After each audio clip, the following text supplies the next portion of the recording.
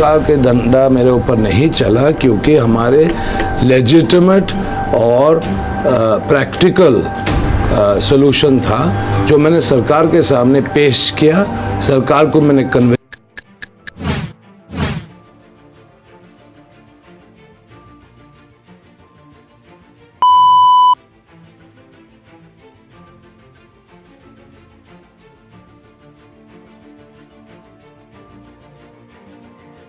ನಮಸ್ಕಾರ ಸ್ನೇಹಿತರೆ, ನಾವು ಇವತ್ತು ವಿಜಯ್ ಮಲ್ಯರವರು ಬಗ್ಗೆ ತಿಳಿಯೋಣ. ವಿಜಯ್ ಮಲ್ಯ ಅವರವರು ಕರ್ನಾಟಕದ ಮಂಗಳೂರಿನ ಬಂಟ್ವಾಳದಲ್ಲಿ ಜನಿಸಿದರು. ಅವರ ತಂದೆ ವಿಠಲ್ ಮಲ್ಯ, ತಾಯಿ ಲಲಿತಾ ರಾಮಯ್ಯ ಅವರು. ವಿಠಲ್ ಮಲ್ಯ ಅವರು ಯುನೈಟೆಡ್ ಬ್ರೂವರೀಸ್ ಗ್ರೂಪ್ ನ ಅಧ್ಯಕ್ಷರಾಗಿದ್ದರು. ವಿಜಯ್ ಮಲ್ಯರವರು ಲಾ ಮಾರ್ಟಿನಿಯರ್ ಕಲ್ಕತ್ತಾದಲ್ಲಿ ಶಿಕ್ಷಣ ಪಡೆದರು. ಅಲ್ಲಿ ಅವರು ತಮ್ಮ ಅಂತಿಮ ವರ್ಷದಲ್ಲಿ ಹೇಸ್ಟಿಂಗ್ ಹೌಸ್ ಮತ್ತು ಹೌಸ್ನ ಕ್ಯಾಪ್ಟನ್ ಆಗಿದ್ದರು ಮತ್ತು ನಂತರ ಅವರು ಕಲ್ಕತ್ತಾದ ಸೆಂಟ್ ಸೇವಿಯರ್ ಕಾಲೇಜಿನಲ್ಲಿ ಬ್ಯಾಚುಲರ್ ಪದವಿಯನ್ನು ಪಡೆದರು. 1976ರಲ್ಲಿ ವಾಣಿಜ್ಯ ಪದವಿಯನ್ನು ಪಡೆದರು. ನಂತರ ಅವರು ಕುಟುಂಬದ ವ್ಯವಹಾರಗಳನ್ನು ನೋಡಿಕೊಳ್ಳುತ್ತಿದ್ದರು. ಇವರು ಪದವಿ ಪಡೆದ ನಂತರ ಯುನೈಟೆಡ್ನ ಸ್ಟೇಟ್ ಪೋಸ್ಟೆಸ್ಟ್ ಎಜಿ ಅಮೆರಿಕನ್ ಭಾಗದಲ್ಲಿ ತರಬೇತಿಯನ್ನು ಪಡೆದರು.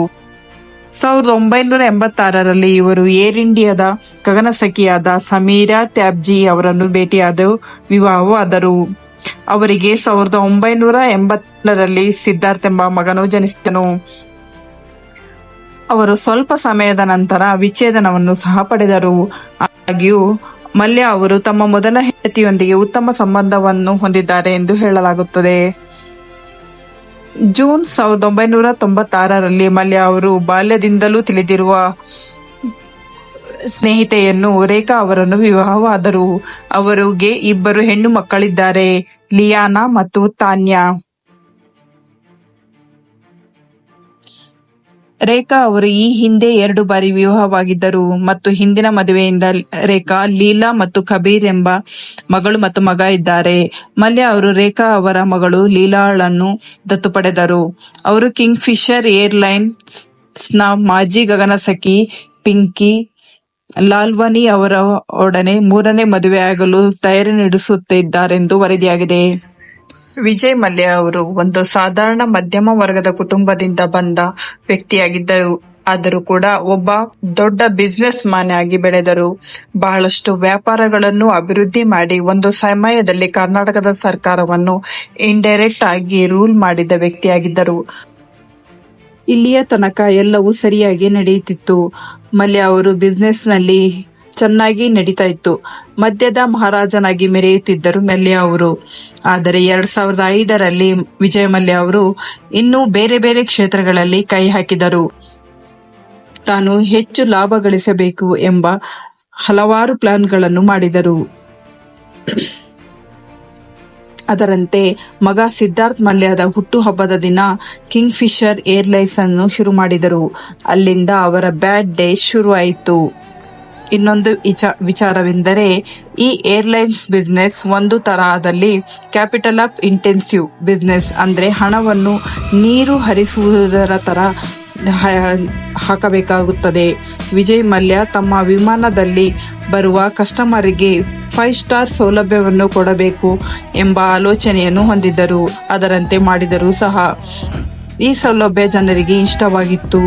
ಆದರೆ ದೇಶದ 75% ಡೊಮೆಸ್ಟಿಕ್ ಪ್ರಯಾಣ ಕಿಂಗ್ ಫಿಶರ್ ಏರ್ಲೈನ್ ನಲ್ಲಿ ಮೂಲಕ ಶುರುವಾಯಿತು. ಸಕ್ಸಸ್ಸು ಆಯಿತು. ಆರಂಭದಲ್ಲಿ ಕಿಂಗ್ ಫಿಶರ್ ಭಾರತದ 2ನೇ ಅತಿ ದೊಡ್ಡ ಏರ್ಲೈನ್ ಆಗಿತ್ತು. ಅದೇ ವರ್ಷ ಅವರು ತಯಾರಿಸಿದ ಶ್ರೀಮಂತ ಲಿಸ್ಟ್ ನಲ್ಲಿ ವಿಜಯ್ ಮಲ್ಯರ ಹೆಸರು ಕೂಡ ಬಂತು. ಜನರಿಗೆ ಕಿಂಗ್ ಫಿಶರ್ ಇಷ್ಟವಾಗಿತ್ತು. ವಿಜಯ್ ಮಲ್ಯ ಅವರು ಈ ಹಿಂದೆ ತಮ್ಮ ಕಸ್ಟಮರಿಗೆ ಉತ್ತಮ ಸೌಲಭ್ಯವನ್ನು ಕೊಡುವುದಾಗಿ ಪ್ರಮಾಣ ಮಾಡಿದ್ದರು. ಅದನ್ನು ನೆರವೇರಿಸುವುದಕ್ಕೆ ಅವರು ಅನೇಕ ಬ್ಯಾಂಕ್ಗಳಲ್ಲಿ ಸಾಲದ ಮೇಲೆ ಸಾಲ ಮಾಡುವುದಕ್ಕೆ ಶುರು ಮಾಡಿದರು. ಆದರೆ ಎಲ್ಲ ಕಂಪನಿಗಳಿಂದಲೇ ಸಾಲವೇ ಜಾಸ್ತಿಯಾಗಿತ್ತು ವಿನಃ ಅವರ ಲಾಭಗಳು ಕುಸಿಯುತ್ತಾ ಹೋಯಿತು. ಇದಲ್ಲದೆ ಸಂಪೂರ್ಣವಾಗಿ ಅವರು ಕಂಡು ಕನಸು ನುಚ್ಚು ನೂರಾಯಿತು. ಕೊನೆಗೆ ಆಸೆ ಪಟ್ಟ ಕಟ್ಟಿದ ಕಂಪನಿಯೂ ಸಹ ದಿವಾಳಿಯಾಗದಂತೆ ಕಾರಣದಿಂದ ತನ್ನ ಬಿಸ್ನೆಸ್ ಸಾಮ್ರಾಜ್ಯವನ್ನು ಕಳೆದುಕೊಳ್ಳುತ್ತಾರೆ. ಎಷ್ಟು ಎಂದರೆ ಕೊನೆಗೆ ಅವರು ತನ್ನ ಹತ್ತಿರ ಕೆಲಸ ಮಾಡುವ ಎಂಪ್ಲಾಯಿಗಳಿಗೂ ಸಂಬಳ ಕೊಡಲಾಗದಷ್ಟು ಇರುವಂತ ಪರಿಸ್ಥಿತಿಯನ್ನು ತಂದುಕೊಂಡರು. ಒಂದು ದಿನ ಕರ್ನಾಟಕ ಸರ್ಕಾರ ಹೈಕೋರ್ಟ್ನಲ್ಲಿ SBI ಬ್ಯಾಂಕ್ ಜೊತೆಗೂ ಇನ್ನೂ ಕೆಲವು ಬ್ಯಾಂಕ್ಗಳು ಸೇರಿ ವಿಜಯ ಮಲ್ಯ ವಿರುದ್ಧ ಕೇಸನ್ನು ದಾಖಲಿಸುತ್ತಾರೆ.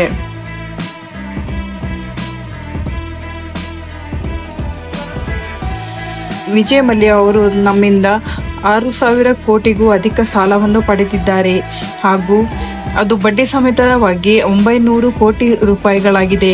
ಆದರೆ ಅವರು ಇಲ್ಲಿವರೆಗೂ ತೆಗೆದುಕೊಂಡ ಸಾಲದವರೆಗೂ ಯಾವುದೇ ಬಡ್ಡಿಯಾಗಲಿ 1 ರೂಪಾಯಿಯನ್ನು ಸಹ ತೀರಿಸಿಲ್ಲ. ಆದ್ದರಿಂದ ಆತನನ್ನು ಅರೆಸ್ಟ್ ಮಾಡಿ ನಮಗೆ ಬರಬೇಕಾದ ದುಡ್ಡನ್ನು ವಾಪಸ್ ಕೊಡಿಸಿ ನ್ಯಾಯ ಮಾಡಿ ಕೊಡಿ ಎಂದು SBI ಬ್ಯಾಂಕ್ ಮತ್ತು ಕೆಲವು ಇತರ ಬ್ಯಾಂಕುಗಳು ಕರ್ನಾಟಕದ ಉಚ್ಚ ನ್ಯಾಯಾಲಯದಲ್ಲಿ ಕೇಸನ್ನು ಹಾಕುತ್ತವೆ. ಇದರಿಂದ ಈ ವಿಷಯದ ಮೇಲೆ ಹೈಕೋರ್ಟ್ ಸ್ಪಂದಿಸಿ ವಿಜಯ ಮಲ್ಯನನ್ನು ಅರೆಸ್ಟ್ ಮಾಡಿ ಎಂದು ಪೊಲೀಸರಿಗೆ ಪರ್ಮಿಷನ್ ಕೊಡುತ್ತದೆ. ಅಂದ್ರೆ ಕೇವಲ 6 ದಿನಗಳ ಮುಂಚೆಯಷ್ಟೇ ವಿಜಯ ಮಲ್ಯ ಯಾರಿಗೂ ಗೊತ್ತಾಗದೆ ಹಾಗೆ ಲಂಡನ್ಗೆ ಪರಾರಿಯಾಗಿದ್ದಾರೆ. ಈ ಘಟನೆಗೆ ನಡೆದು ಇಂದಿಗೆ 8 ವರ್ಷಗಳು ಕಳೆದವು.